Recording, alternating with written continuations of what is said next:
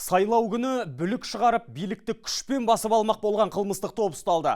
Ұлттық қауіпсіздік комитетінің хабарлауынша арнайы операция кезінде 7 адам қолға түскен. Күдіктілер 20 қараша күні жаппай тәртіпсіздік ұйымдастырып, мемлекеттік органдардың ғимараттарына шабуыл жасамақ болған. Қылмыстық топ арам пиғылын іске асыру үшін жасырын түрде тұрақты кездесіп отырыпты.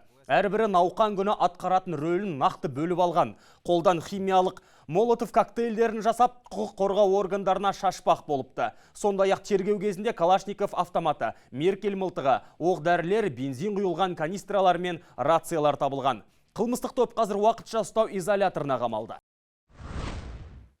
Жаңалықтарымызды Айбат YouTube каналымыздан көре аласыздар, сондай-ақ Facebook, Instagram және Telegram парақшаларымыздан оқи аласыздар. Еліміздегі ең маңызды ақпараттарды жіберіп алмас үшін бізге тіркеліп, пікір қалдырып және достарыңызбен бөлісіңіздер.